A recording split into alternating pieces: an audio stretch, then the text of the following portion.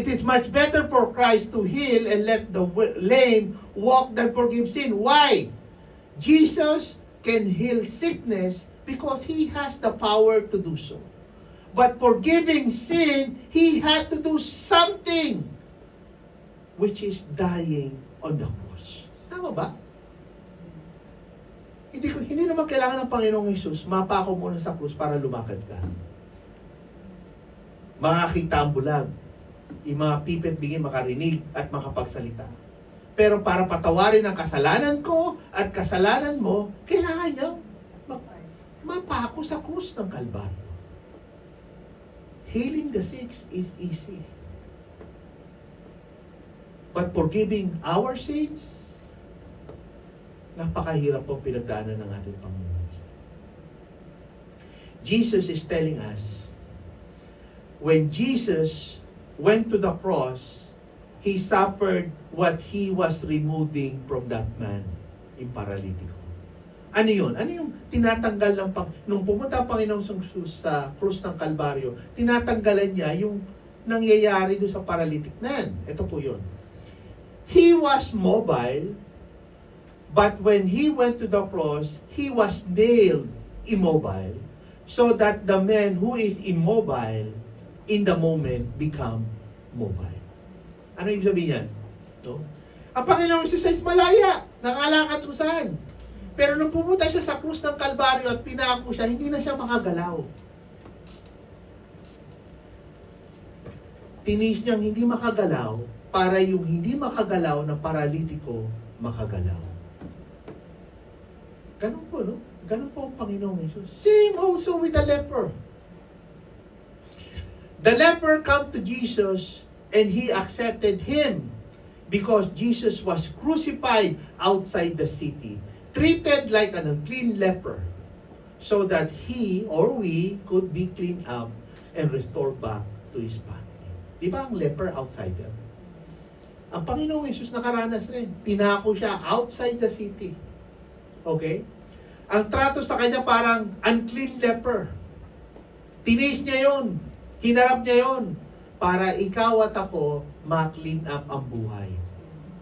So we could be restored sa pamilya ng ating Panginoong Jesus.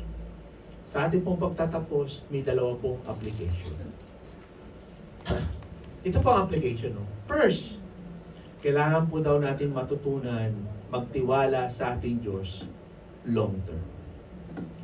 Just like the paralytic man, they were looking for healing. But Jesus said, first, your sins are forgiven. Alam ng Panginoong Jesus, ano yung the best at that time? And what is needed first? Alam ng Panginoong Jesus kung anong importante is kapatawaran ng kasalanan. Maring may hinihiling tayo ngayon. Gusto natin madaliin. Pero ito ang nangyayari. Kasi alam ng Panginoon kung anong dapat mangyari ngayon para sa ating ikabubuti. Pangalawa, second, practical. It takes a long time to get the gospel of grace down to our instinct level. Alam na natin yan, pero it takes time. Takes time. Isang proseso. Ang proseso, it takes time. Okay? Tingnan niyo po ito, no? Yung Luke 5, kung saan yung first story about Peter, yung naghagis ng net, na wala naman nakuha, tapos sinabi ng Panginoon, sundin niya ang utos ng Panginoon. Pag binasa mo tayo sa Luke 5, you have to connect it with John 21. All the while, akala ko isa lang ang istorya ng pag-ano na net. Akala ko isa lang yun. Dalawa pala. In Luke 5, Jesus said, put down your net. Etong si Peter, pira ka naman. Bunggawi kaming ng isda, wala kaming nahuli.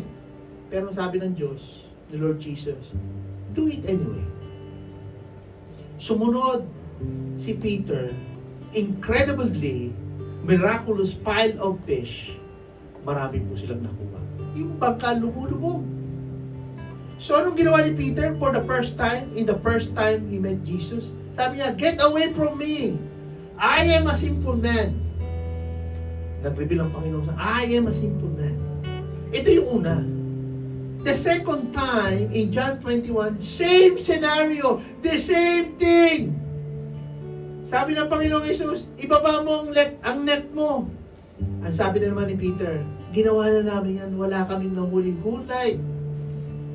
Sabi ng Panginoong Jesus, "Do it anyway." So he put out the net again. Isang damakbak na isda. Ang bangka ay lulubog na. Everything else is the same. Pero, in the second time, ano po naging reaction ni Peter?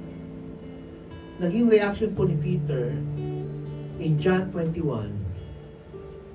After he saw the encounter of Jesus, feel the power of Jesus, he jumped out and swim and ran to Jesus like a madman. Dati, umalis ka, Panginoon, napakarumi ko. Ngayon, na-experience na naman niya ang grasya at biyaya at kapangyarihan ng ating Panginoong Jesus. Wala pong atubili, siya po ay tumakbo, lumangoy, tumakbo, tumalon, lumangoy, papunta po sa ating Panginoong Jesus. Transformation takes time. Ang buhay ni Peter po marami pong ups and downs. Tinawag siya, ang mahalaga, tinawag ka. Tinawag ka.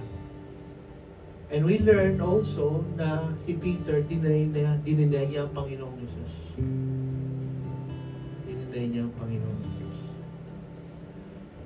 Ang takeaway po rito, transformation takes effect pag ikaw ay hinipo ng ating Panginoong Jesus. And this transformation takes time. Sana nga, nung nagmilagro ang Panginoong Jesus sa ating buhay, bago na agad tayo. Ganun na kagad. Pero dumadaan po tayo sa proseso. Takes time.